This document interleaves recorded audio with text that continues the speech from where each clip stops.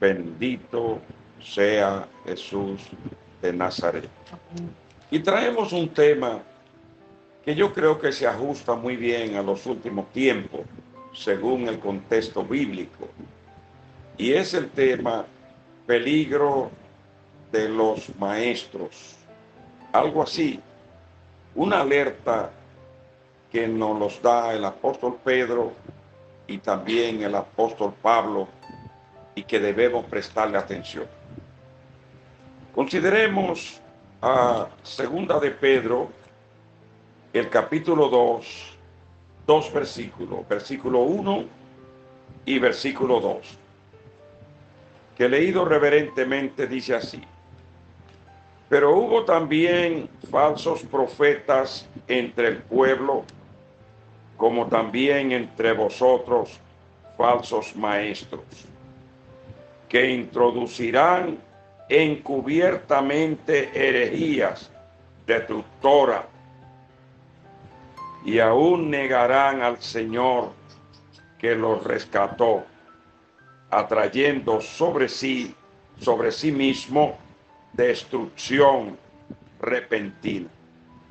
Pero oiga lo que dice el versículo 2: y muchos seguirán sus disoluciones, por causa de los cuales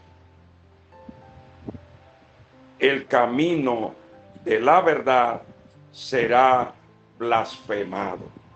Oiga, qué triste declaración la del apóstol Pedro.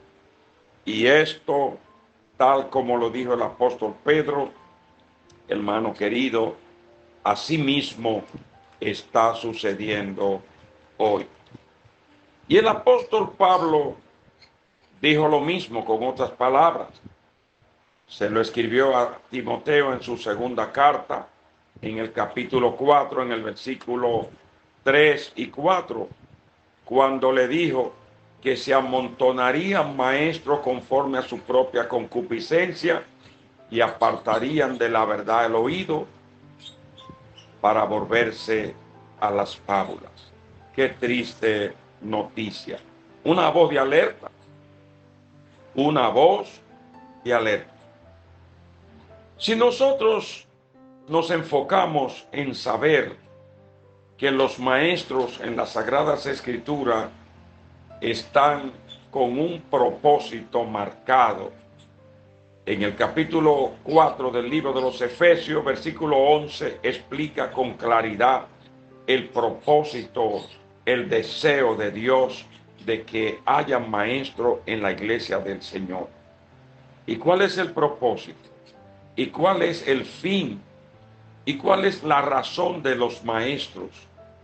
El apóstol Pablo lo explica ya a los Efesios: a fin de perfeccionar a los santos, perfeccionar, edificarlo, a fin de perfeccionar a los santos para la obra del ministerio de Cristo. Entonces, si consideramos que el Espíritu Santo de Dios permite, proporciona que en la iglesia del Señor haya maestros constituidos por Cristo, fíjate qué diferencia, constituido por el mismo Jesús, capítulo 4, 11 del libro de los Efesios. Él mismo constituye los pastores y maestros con un propósito: el perfeccionamiento de su iglesia. ¿Tú sabes qué es perfeccionar? Lo que está bueno, arreglarlo más. Lo que le falta un poquitito, completárselo. Óyeme, perfeccionar a los santos. Todo lo contrario a los falsos maestros, que es hacerlo devolver del camino correcto y guiarlo por el error. Por eso que se llaman falsos maestros, porque tienen todo lo contrario a lo que está diseñado por nuestro Señor Jesucristo. Entonces dice el apóstol Pedro que enseñarán encubiertamente, pero la palabra encubierto es algo muy sospechoso, porque lo que conocemos de un maestro es que enseña a las multitudes o que enseña a las personas en la forma que sea, pero no encubiertamente. Si lo hace encubiertamente, está ocultando algo. Si el maestro para enseñar lo tiene que hacer encubiertamente, está dando una nota de alerta. ¿Qué está encubriendo ese maestro? ¿Por qué quiere enseñarte por allá por la casa y no te quiere enseñar en la congregación? ¿Por qué no quiere hablar en público de sus enseñanzas? Todas estas cosas se parecen mucho a la falsa profecía. El falso profeta no quiere enseñar, no quiere profetizar donde hay personas con conocimiento. El falso profeta prefiere profetizar donde hayan personas que no conozcan nada de Dios, para con su engaño torcer, engañar, persuadir a los ingenuos. Entonces, que en una forma oculta, dice el apóstol Pedro, ¿y cuál es su propósito? ¿Y cuál es su norte? Oye lo que dice el apóstol Pedro, que esas personas hasta se aparten del camino del Señor, hasta se aparten de la fe genuina. Por eso le dice el apóstol Pedro, falsos maestros. Su enseñanza, más que sumar, resta, más que fortalecer, lo hace disminuir en la fe en el Señor Jesucristo. Pero oiga lo peor del que dice el apóstol Pedro, y muchos van a seguir su disolución, y muchos van a seguir el camino del error.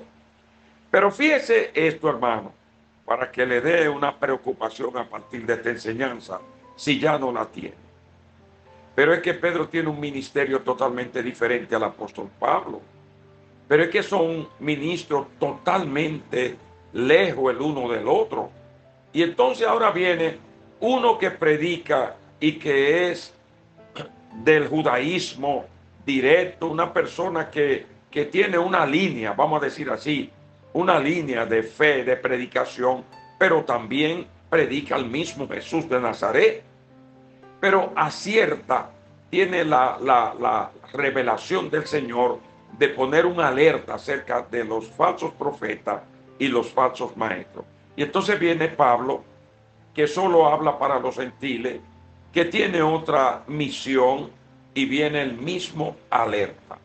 Fíjate, el mismo alerta. ¿Cuál es el alerta?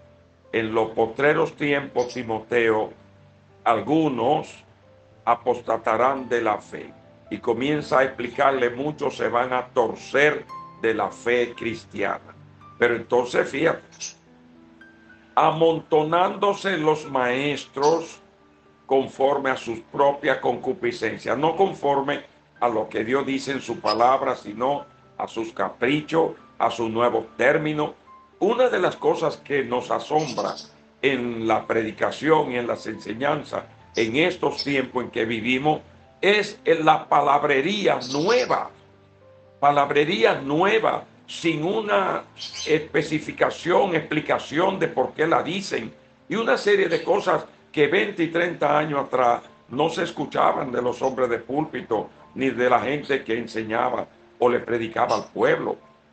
Unas palabrerías que nos asombran, esta es la palabra, nos causan asombro, porque no existían. Pero no estamos hablando de que el idioma tiene que quedarse atrás, ni estas cosas. No, lo que estamos hablando es que no tienen una explicación del por qué lo hacen, ni una descripción, definición de todas estas palabrerías. Pero vamos a seguir más adelante. Dice el apóstol Pablo que estos falsos maestros apartarán de la verdad el oído para volverse a las fábulas. Pero aquí hay algo totalmente contrario al capítulo 4 de los Efesios, porque si el perfeccionamiento de la iglesia del Señor está en los labios de los maestros, entonces no podrán apartarlo de la fe. Aquí hay una contradicción. Esto confirma de que son falsos maestros. Esto confirma de que son personas nocivas a la fe cristiana. Porque si te van a apartar de la sana doctrina para dejarte en las fábulas, pero busca lo que quiere decir fábulas, cuentecitos de hada, cosas vanas, cosas simples, cosas que la salvación está muy lejos de las fábulas. El evangelio no es fábula, el evangelio es poder de Dios para salvación. Lo dijo el apóstol Pablo y al correr de los años asimismo se ha hecho una realidad.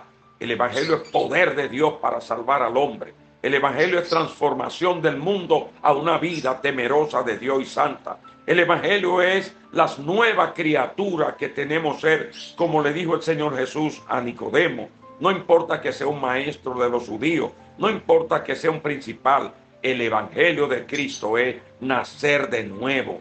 Esto es lo que hay que entender, que es lo que nos va a permitir continuar en las Sagradas Escrituras, en la sana doctrina. Fíjate que el apóstol Pablo dice que van a tener comezón de oír, que no van a sufrir la sana doctrina. Pero sufrir quiere decir aceptar, soportar algo que cuesta un precio. El Señor Jesús en su mensaje hablaba de que tomaran su cruz y lo siguieran.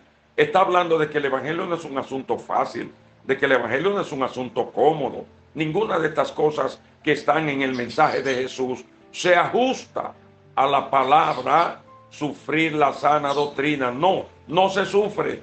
No es que esto, vamos a explicar en otras palabras, no es que es una carga que no la queremos llevar y queremos algo más liviano. Esto es lo que en realidad enfoca a los falsos maestros en alivianar la doctrina de Cristo, alivianarla. Y dice el Señor, hablando en Mateo capítulo 11, versículo 28 en adelante, dice el Señor, llevad mi yugo sobre vosotros.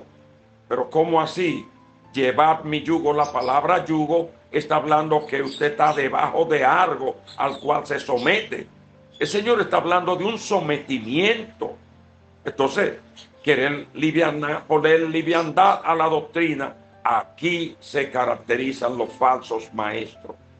Tras hacer del Evangelio de Cristo como si fuera una fábula, como si fuera una historia, como si fuera algo que nos permite dormir a los niños con cuentecitos de hada.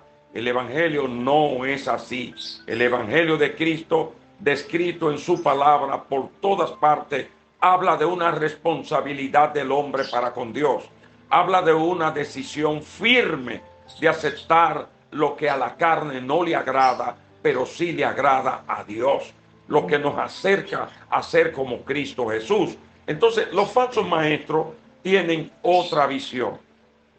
¿Cuál es la visión de los falsos maestros? Primero, con su vida no dar ejemplo, porque también tendríamos que preguntarnos, ¿y cómo conocerlo? Lo primero que vamos a ver en los maestros es que ellos con su vida no dan ejemplo. Personas que te enseñan una cosa y ellos viven otra cosa. Por aquí comenzamos a conocer los falsos maestros. ¿Por qué? Porque el Señor dijo que por su fruto era que lo íbamos a conocer. Entonces no hay otra forma de conocerlo que ver cuál es el fruto que ellos están dando. El caso de la higuera estéril, una buena imagen, un buen follaje, y cuando Cristo va a buscar la realidad, no apareció. Así mismo son los falsos maestros, muchas palabrerías, muchas cosas que entretienen, muchas cosas que a la carne, al oído, le son agradables, pero son perjudiciales a la fe cristiana. Por eso dice el apóstol Pedro que van a hablar de la fe, que van a murmurar de la fe, que van a censurar.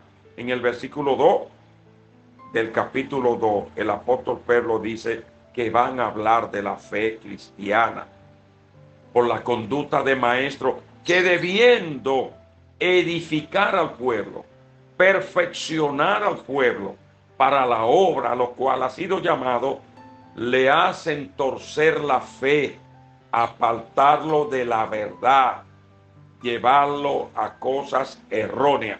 ¿Cuáles son las cosas erróneas?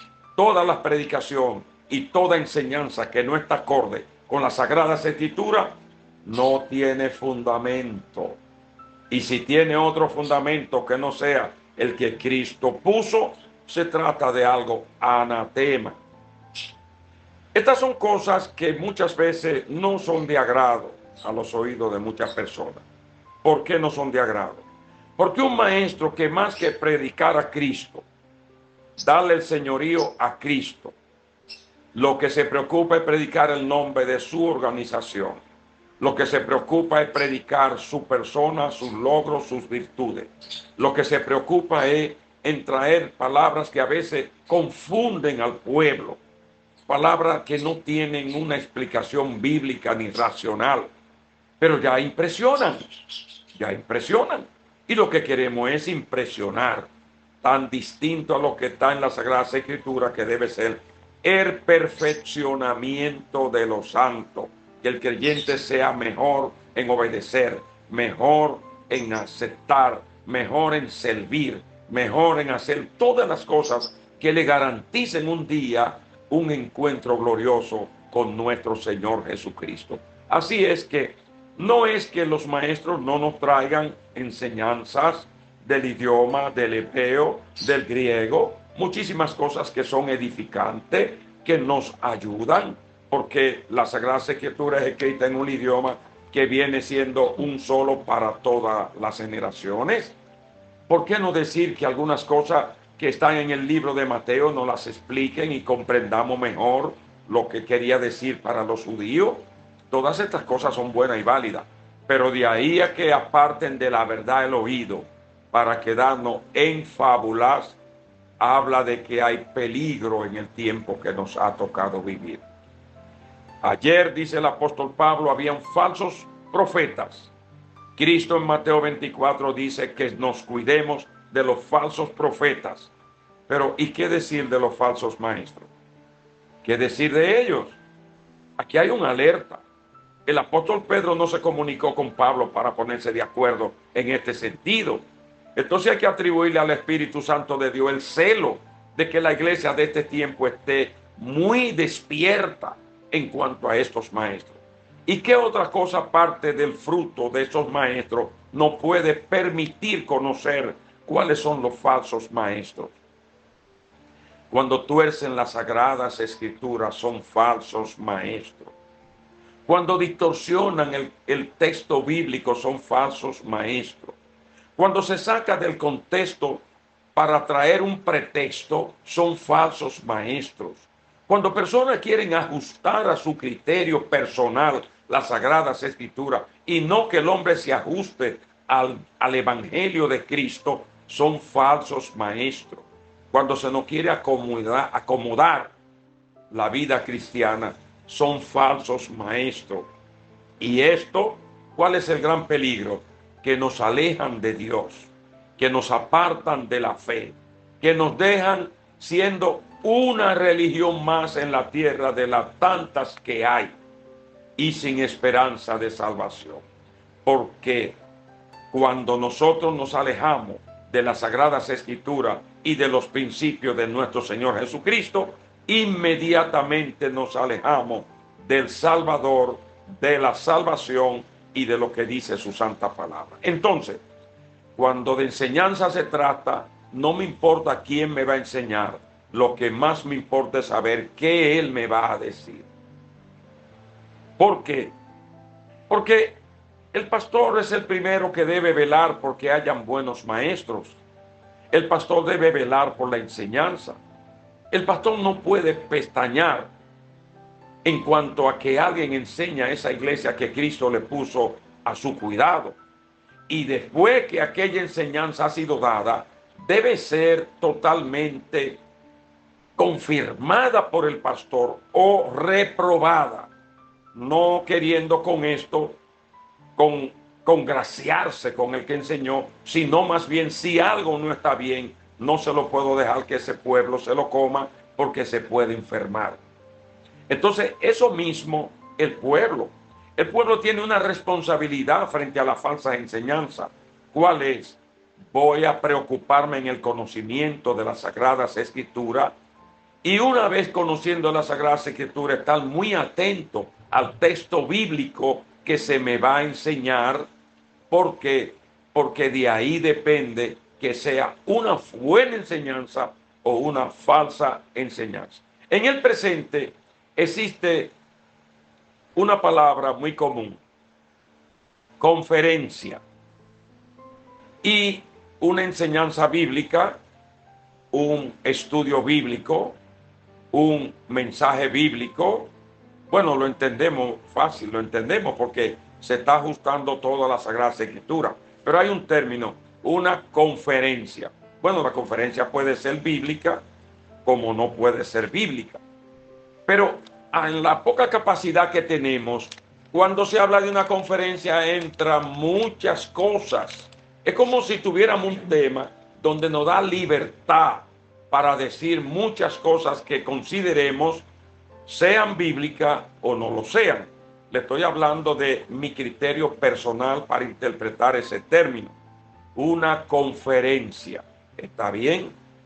Donde voy a decir a favor, en contra, donde voy a darle rienda suelta, a veces a las críticas, a veces a muchísimas observaciones, pero cuando se dijo una enseñanza bíblica, como que tenemos un molde que nos obliga a mantenernos allí.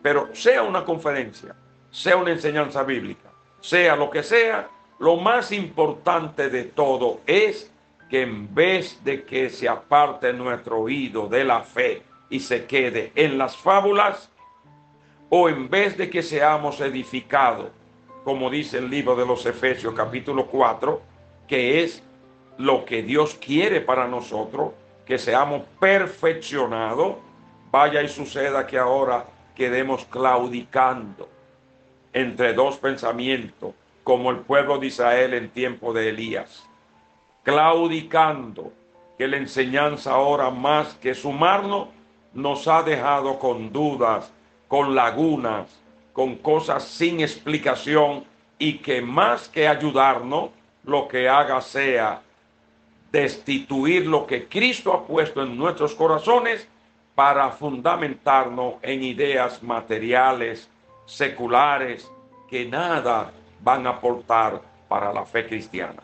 Espero en el Señor que estas dos partes bíblicas del apóstol Pedro en el capítulo 2 de su segunda carta y la de la segunda carta del apóstol Pablo allá a Timoteo nos permita a nosotros estar alerta con los falsos maestros en los tiempos en que se nos ha tocado vivir. Vamos a escuchar la palabra de Dios, vamos a estar dispuestos a estudiarla, pero siempre conservando entre nosotros la voz de alerta que nos dio el apóstol Pedro como el apóstol Pablo para estos tiempos en que nos ha tocado vivir. Cuidado, iglesia, que la venida de Cristo está a la puerta. Dios te bendiga y Dios te guarde.